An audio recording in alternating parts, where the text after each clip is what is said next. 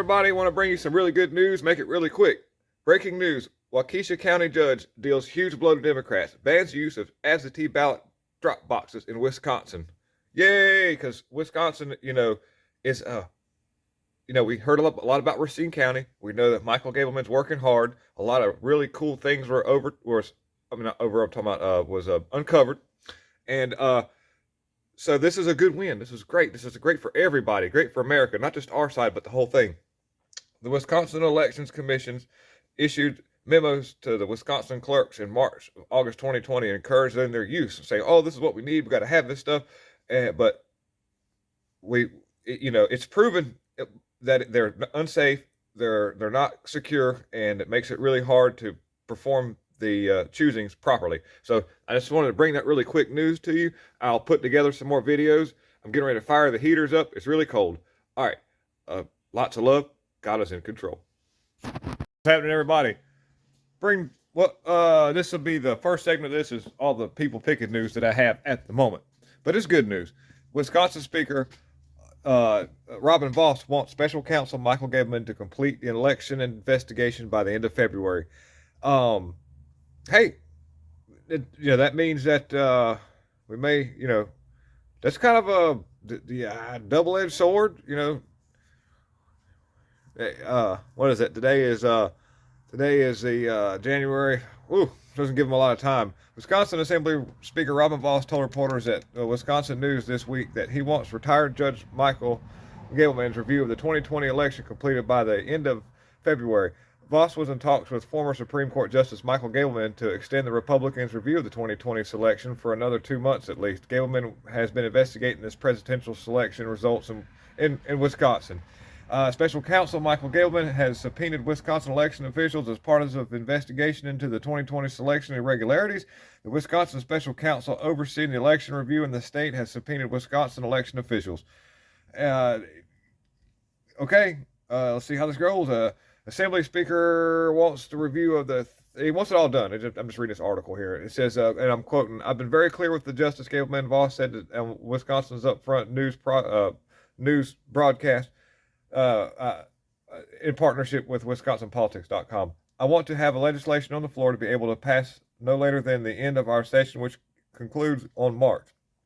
So that means I really need this report by the end of February for us to be able to utilize that part of the evidence we present to the people of Wisconsin as to why we need to make changes that are necessary." Vos told WISN's Matt Smith he routinely updates former President Donald on the selection investigation. So that's good. So that's there's a reason for that. Speedage uppage of the thing. Dirt on my face. All right. Nothing I can do about it, y'all. I have to roll with it. Okay. I've talked to him, Vos said, I would say on a regular basis, but half a dozen times just to keep him up to date, to make sure he understands what's happening, but to know we are doing our very best. And we know that Vos was sort of acting real swampy to begin with, but apparently public opinion sort of swayed that because of the fact that all the people that showed up at that hearing when they were doing the introduction and the, figuring out how they wanted to go about the checking of things. So that's really good news. Really good news. That means that we'll maybe see one, it'd be nice to see one thing happen or another. I know what's happening in Arizona's got everybody in ups because we don't know what's happening. Nothing's happening, or supposedly. At least on this end here, we've got some sort of something to hold on to, and we can just pray and hope for the best. Do all the things that's necessary to call up there and support those people 100%. Give them all your love, man. Show them that we really want them to do this and do a really good job. So I'll bring you. Oh, by the way, this will be most of the people picking news. Anything after this is just some up-to-date stuff. So, hey, here we go. We're back again. Okay, this is pretty good stuff. Republican National Committee finally figures out no more biased presidential debates. And we've seen this time and time again when it comes to the moderator acting like a social activist for the leftists. Every 4 years, conservative Americans have to watch presidential debates moderated by liberal journalists who act more like Democrat activists than moderators. They might finally be coming to an end, hopefully, apparently what this article says. The Republican National Committee has sent a message to the Commission of Presidential Debates. They're not going to play this game anymore. That's what they said. The Republican National Committee is preparing to change its rules at upcoming party meetings to ban future Republican presidential nominees from participating in debates sponsored by the Commission of Presidential Debates. RNC Chairwoman Ronna McDaniel sent a letter Thursday to co-chairs of the debate commission alleging that the committee has not thoroughly considered RNC proposed reforms about the way presidential debates are conducted in general elections. The RNC outlines its concerns in June to the letter commission and made recommendations for improving the debate process. So, quote, so long as CPD appears intent on stonewalling and meaningful reforms necessary to restore credibility with the Republican Party as fair and nonpartisan actor, the RNC will take every step to ensure that future Republican presidential nominees are given that opportunity elsewhere. McDaniel wrote in her letter, according to the RNC, will initiate the process of amending the rules of Republican Party at our upcoming winter meeting to prohibit future Republican nominees from participating in CPD sponsorship debates, she added. Thanks, Rosetta Stone. I got it all out. Woo! All right. Anyhow, so we'll see how it goes. We're going to rock with that, man. You know, a lot of good things coming in our favor. More stuff to come. This article here is kind of tough to talk about, but it needs to be talked about, and I will link this in the description so you can actually look back on this and see what I'm talking about. Indigenous man carried his father for hours through the jungle to get the jab. Then father dies weeks later. This is awful because the man had to carry him for so long to get to somewhere to go do it, and he thought he was doing the right thing, and then come to find out that was not the right thing. A photo of a 24-year-old Tawi carrying his 67-year-old father Wahoo on his back to get the jab at the jab hut in the Brazilian Amazon. It has gone viral. This article. Tawi and Wahoo, who belong to the Zo indigenous community, live in relative isolation across dozens of villages and area equivalent to 1.2 million football fields in a northern Para state, and had to walk for hours through the forest to reach the jab site, the BBC reports. Wahoo was reportedly suffering from chronic urinary problems and loss of vision. It was a very beautiful demonstration of a lovely relationship between them, Dr. Eric Jennings Simons, who took the picture, said. Sadly, the treacherous journey to do this did not help Wahoo in his ailing health. The photograph shows this photograph showcasing the tyrannical effort to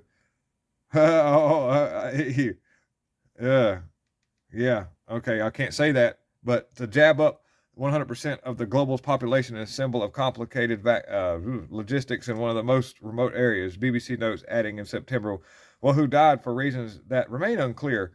Tawi remains with his family and has recently taken his, he did some more of that stuff. And let me tell you something. It's just, I'll go on this in a second. Nearly 10,000 Brazilians died from the C word within 6 months of taking the 2 doses of the C-Vac, and the single application of Janssen's immunizer, according to research conducted by the Info Tracker and the Pandemic Monitoring Platform. Okay, so back in the day, I'm gonna run on this for just a second. You know that President Obama made it a big point and a big thing in his life to make sure that every person had internet and smartphones and everything. And so he put internet, smartphones, and all this stuff in everybody's hands, even these indigenous people that live in these relative isolated areas. But they have micro cell towers, and they have smartphones, and they have charging stations where they can go special places in their village and charge up their cell phones. Now, what happens is, and I've seen this because I've been on Facebook, it advocates that it puts these people in the most awkward position because they're isolated from society. All that they see so far as what they're used to seeing is what's being pumped through the propaganda of Facebook. And these people have been scared to death about this, and little did they know that they have the best way of not having that because of the fact their own natural body can fight it off, but they're being told otherwise. And now you're seeing all these people coming to terms or it's taking all these people out. I can't say what I want to say. I've got to word everything real carefully. So thanks, Obama, for connecting the whole world to internet. You've done a wonderful job. These people don't have any idea right from wrong. They don't know anything because they're not around society, but you put that in there, and that was a deadly thing. Thanks, Obama. You're real smart. I knew something was up with that when he did that. And I'll bring a little bit more quick.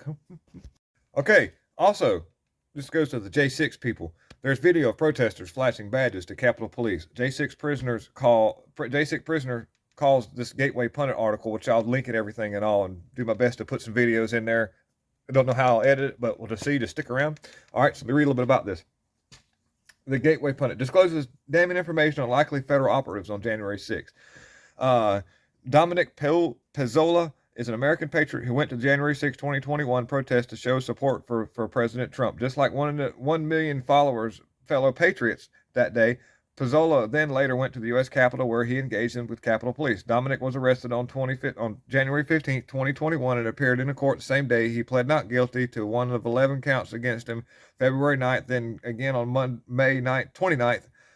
Dominic Pezzola remains detained in D.C. Gulag, a political prisoner of the left. He has not been given his constitutional right of speedy trial. The left does not believe in the U.S. Constitution. Many things have been said about Dominic Pezzola in the misleading mainstream media and Senate hearings in Congress, even from his very own fired public defender early in this case, which amount to the absolute lies, slander, and misinformation. Dominic started out so anyway, the whole thing about them. Okay. He told us. I'm gonna read a little while. He then told us that all January 6 prisoners have. I can't say that word. There's a lot of stuff I can't say. The prisoner never notified J6 prisoners they were exposed to this, that, and the other. There's a lot of stuff about that. So let me just make this real quick. What they mean by the protesters flashing badges to Capitol Police. Allegedly, this has been sort of an inside job. Allegedly, from some of Pelosi's and Cheney's people, and it looks like that there were bad actors that were enticing the crowd, employed possibly by three-letter agencies. And those people were signaling that, hey, that's what we're doing. They knew the plan. And so that's what happened. So this is damning evidence, and that evidence will come out. It's for the first time together. Here we go. Ferris State University professor is put on administrative leave after showing up for class in a glass bubble, goes on profanity-laced tirade. I've seen these things these people put on their heads anyways. Some college students in Michigan might have expected their professor to cover the usual topics on video kicking off in a video kicking off semester this week. Attendance grading, plagiarism, but Barry Mailer gave them a lot more than the basics. Mailer, a brief professor of Ferris State University, Mailer, a history professor at Ferris State University in Big Rapids, Michigan, told us students he didn't know anything about them, not even their names, because you people are just vectors of disease to me. That's what he says. Mailer has been placed on administrative leave while Ferris State University investigates the incident. In a statement to the Washington Post, University President David Eisler said he was shocked and appalled by the video. It is profane, offensive, and disturbing, and in no way reflects our university or its values, he said through a school spokesperson who declined further comment. Professor Mailer started off his video as if he landed on Earth from another planet. Maybe he had. Then he says this, I quote, "I stand before you today beholding no human..." Oh, wow. I'm not saying those words. He cussed. No human... I'm just going to link the article. How about that? I'll link the article. You can read it because those words are not appropriate for the diverse audience that I have on my YouTube. And if you want to take the chance of looking at all this stuff, you're more than welcome to. That's at your own risk. So, that's all we've got for today. Lots of love to everybody. Just want to thank everybody for tuning in. Thank on all the new subscribers. Thanking all the ones who stuck it out with me and got much more stuff to come. A whole lot of stuff to come, man. We're doing some big things. So check out the Fox and Archibald show on This Way Network. Check out Devoted Patriots. Shannon, he's cool, man. Good dude. Lots of good content. He's working hard for us, man. And like I say, we're out here doing this. I know some of our channels are monetized, but there's not a whole lot in that. This is all for we're doing this out of the kindness of our heart because we love you. We love America. We want to see freedom. So with that being said, God is in control. Keep the fight up. Don't let the psyop get you. Y'all have a good one and a good weekend. Bye-bye.